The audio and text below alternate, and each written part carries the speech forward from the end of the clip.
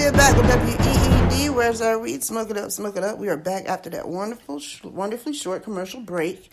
And I still have Brian's, a.k.a. Smack Fred, in the studio. Let him know you're still here and I'm not playing. I'm still here. Everybody's glad to see you didn't leave.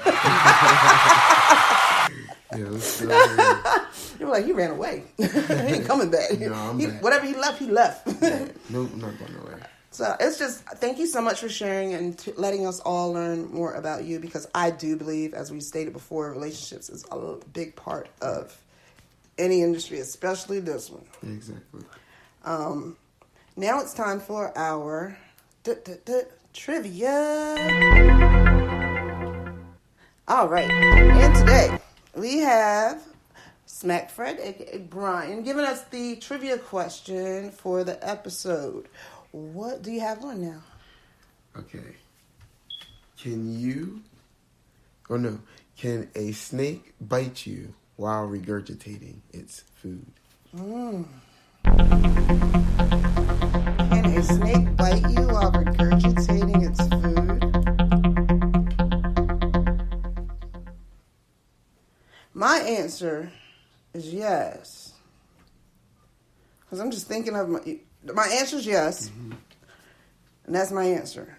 You want to know my reasoning? I want to know. Because I'm just thinking of that happening in the process of regurgitation. Mm-hmm. The mouth close, it does the gas. You open and close your mouth. So I think it could bite something while you're doing that. Right. Now, this is a human talking. Mm-hmm. I don't call on the belly. So I'm not sure. But my educated guess is yes. Am I right? No. No? Well, yeah. I don't know. You want to know? What am I doing? The gagging? Yeah. Is that's what they do though, right? Like, yeah. But they do it smooth though. They don't even gotta move. They don't look like us. They unhinge their jaws. So they don't have to. Yeah. Right. So when they swallow the food or whatever they're eating, it just goes, and it gets as big as they need it to go. And they can't, But wait, you said regurgitate. Yeah. Isn't that when it's coming back up? But I'm just saying, when it's coming this way, yeah, they can't go like this because it has to form for what they swallow. Okay. Their stomach didn't break the enzymes and stuff in their stomach didn't break down. To do all that, yeah. Do that, yeah. Okay, but after the fact, now it's like loose. All right, so as soon as it gets firm soft versus tender. Correct? Yeah. Okay. Basically. So you can put it in, but when it's time to coming out, like say cake batter or icing in the bag, it'll go there. It's that way. But if you want it out, it's gotta already be in the bag to go smooth. Yeah. Back. Okay. Okay. Yeah. I get it. That's that's a good one. A good analogy. Thank you. Yeah. I get that. And you know what? That right there, that key, unhinged. Yeah. It unhinged. When you went like that, I was like. Yeah, just the smallest things. It's crazy. But the power of a thought. Do you see how serious that is? The power of a thought. The power of a thought could have a woman go crazy, totally nuts. And the man like, I don't know what happened. All because she thought he cheated. Right. She would have bet the whole farm and lost it all. Right. And in the end, all she could say, well, I thought he cheated. Well, that lets whoever else know, don't do that to me. Right. Hence, Drake. Oh, What's he say? What's he say in that line? Drake has... I know it's... He has a lot of lines. I know what you did to the last guy. Please take it easy on me. Yeah, I know what you... Something. The last guy, please take it easier on me. Yeah, Drake. That's what that is. She thought some stuff she was wrong. He's like, well, he didn't even know she was wrong. All he knows is, if I step up, please don't do that to me. Because I want you, but I don't want that. Right. You know? Anything else you want to add? Thank you for having me. Oh, thank you so much for allowing me to come into your humble abode. Yeah. This palace of creativity. The energy is just amazing in here. That's what everybody says. Everybody that... And I'm happy in this room. Yeah. Like, everybody comes and they just, chillax and parlay. And I'm making music. And most of the time, like, people that don't record ever don't even like music. They've made, like, 4 and 5 songs. I knew this place was magical.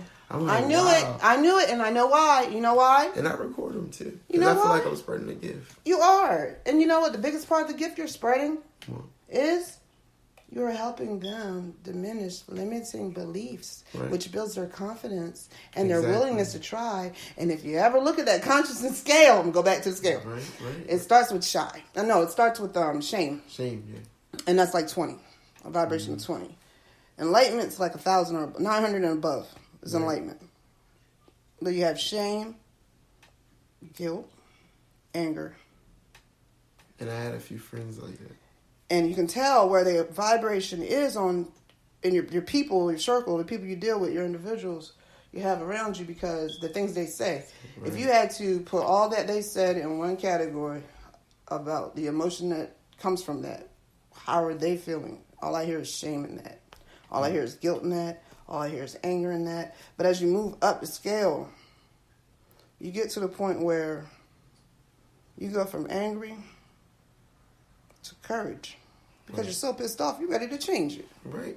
And that's what they do. And you go from courage to willingness. Exactly. And it keeps going up from there. And once you get, growth. That's the green area. Once you get past that part, though, you're shooting up. They usually, they'll say, I've never recorded before. And I'll say, go for it. That's all you gotta do is go for it. They'll go for it. And a lot of them, say, I never really recorded. I'm scared. Somebody that fear I of judgment. Yep. And that's all I hear. Told them, you never be nothing in it. So choose something else. So then I play and they're like, well, why you never stop? I'm like, why would I stop? And I'm like, I don't care what girl or what woman wants to marry me or whatever. I have to have my music. That's a part of me. So I say, if that's a part of this you, is your gift, and it's a package deal. Right. I said, if you're not using it, then you need to lose it. Yeah. I said, don't use it. If you don't want to use it and you don't have the mindset to use it, don't use it. Just focus away from it. But I still try to tell everybody, it's contradicting myself a little bit, but I tell them, you're not trying to force anybody. You're not. Yeah. That's what that is. You're not trying to force anybody. I let people. That's where I'm gonna step in and be like, you call me up and I'll be like, hey. Right. And I said, hi, how are you? Fine. You can have anything you want in life, right? As long as you can imagine it and imagine it and imagine how that feels to have it, you can have it. Right. And they'll be like, uh-huh. And then I'll be like, well, what happened? I was like, I don't know who told you your stuff wasn't good. Right. And I don't know who told you that you weren't good enough. Right. But they were wrong. And I was having a conversation with, I was listening to my brother was talking that the walls are pretty thin. He's talking to his nephew. And my nephew plays ball. And he's like, hey, how come you ever play a sport? You play a team? You do any, sports? He's like, no. Typical. And he's like, never? He's like, no. He's like, why? He's like, I didn't think I was good enough. And then I'm sitting there, and my sister and I are sitting there. This is her child talking to him. And she was like, those two in there. And I was like, because everybody else did sports. He's the only one that did it. Right. And, of course, he's the only boy. But I would see how happy he would be when I win. Right. Because I did track, I did bowling, whatever. If I got a strike, I don't care if I had everything missed. I get one strike, he's jumping up and down. Because he don't think he can do something like that. Right. So I can't wait to go diminish his beliefs. But see how that carries on into adulthood. And that's what I was saying about that 0 to 7. Somewhere in 0 to 7, when we learning to be a people and we expressing ourselves and trying things with full confidence, somebody shut that baby's confidence down. Right. And it's time to say, you know what? Everybody you've ever given your power to in your whole entire life, ask the universe to take it back. Shift it into love. Right. And put it back in you. And you'll be totally fine. And you won't have to worry about who thinks this and they feel that and whatever. Because it won't matter. It's all about you. You, how you feel. You make that. Right. You make your your decisions. You make your everything. You know what I mean? So it's like, why not go for it? Just, if you can, I tell people, if you can dream it, you can dream it. I mean, if you can dream it, you can do it. And then I tell people, a lot of people are alive, but not living. I make sure, I'm alive, I'm living. I'm living. If I wake up and just want to look outside all day and write down some poetry or something, I'm doing something. That's living. Yeah. You know what I mean? I'm looking at stuff, I'm doing stuff. instead of just sitting there moping all day. Now, if you're sitting there all day and you're meditating, you're doing something, you're doing some type of inner work, then you're living. You're living. But if you're just sitting there like, oh, the world's terrible, and watch people need to watch what they say to themselves and about themselves. You can't say I'm always broke, because no matter who your higher being is, they love you. They love you so much. And they're never go anywhere. They never hurt you. They love you so much, and they're going to answer everything you say. So when you say, why am I so broke right now? And then the phone call comes. Now you're going out. Now you're doing this. Just got paid. Didn't pay a bill. Yeah. This is why. Your higher power, universe, God, whatever you want to call that particular being, shows you. So I believe, and I learned this on YouTube. Thank God for YouTube and the wonderful people. I'm going to shout out Mind Valley. I'm going to shout out Christy Marie Shelton right now. I'm just so in love. Ask yourself lofty questions. Questions that uplift, not questions that keep you down. Because, if you're wanting to know why you're so broke all the time, we're going to show you why you're so broke all the time, and then you're going to continue to feel guilt, shame, shyness, all that stuff. Oh, not shy. Guilt, shame, and anger, and all that because of it. But when you turn around and you say, because you want some things, so the things you think you want, the things you want on the inside that you're imagining, you can say, what $1 million idea can I manifest today? Right. Why is my life so good and it's turned out better than I expected? Why do I have so much money that I can pay my bills, save money, do things with family members and friends that I love, and still have money left over?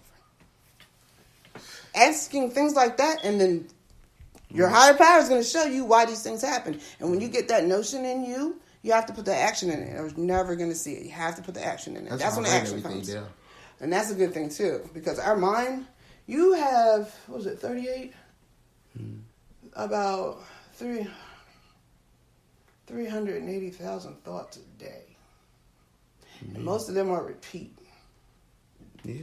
So your job is to clear your mind and only think good thoughts. That's why I clear my mind and think optimistic all day. Like, hands down. And every time I see you, you're optimistic. I know. I could be. We had a ball in the Acme, though. We had a ball in the Acme. I could go through, anything, and I'll still be like, around my friends, hey, how are you? They could be like, man, I got stabbed in the leg, and man, this happened to me. My car shut down. And I'll still be optimistic about everything. I'll still try to help them out. And I look to help them out more than I will help myself out. Because most of the time, I'm like, all I need to do is come home and... Minimalist. Yep, play my... When you're in that mindset and you have what you want. Yep. Or, you're thankful. You're thankful. And I'm going to say this. I'm going to take that back. When you're in that mindset and you're thankful and grateful for everything that you have. Right. And you understand everything happens for a reason. Mm-hmm. And there's something up around that corner. Basically, the eye's still on the prize.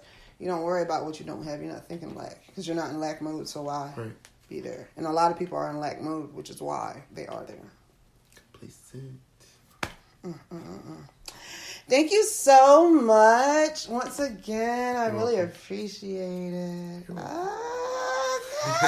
so cute, y'all. I'm going to have to, get to the point where, I'm recording these because his dreadlocks are so long and pretty and nice, and he always keeps them twisted up. I don't know if the man does hair or not, but his stuff is stay nice. And he always smells so good. And he's always so clean. He never looks grungy. I love all your professionalism and everything about it. And definitely your gifts and how you help spread and share that to others. And to you as a teacher. And that's what's happening. These students are popping up and you're teaching for real. Right. Because when the teacher's ready, the students appear. Or the student's ready, the teacher appears. Right. Yep, after all that studying you're doing. So maybe that's another avenue for you. I could. Yeah, I got a couple people that want lessons and stuff right now. So I'm working on that. That's what's up. Thank you so much. We all said bye, Brian. Smack Fred on YouTube. What else, real quick? Brian Pope on YouTube. Smack Fred on there. You can look me up on Facebook as well, or you can just Google Smack Fred. SMACKFRED. All right. Thank you. Google it. And Google that. Google him. You can Google me too. Google him, but Google him first. So you can, and then when you remember, Google me. Thank you all. Have a great day. Signing off. Woo! Say something. All right. Thank y'all for having me, and thank y'all for listening and supporting me. Thank y'all. Bye.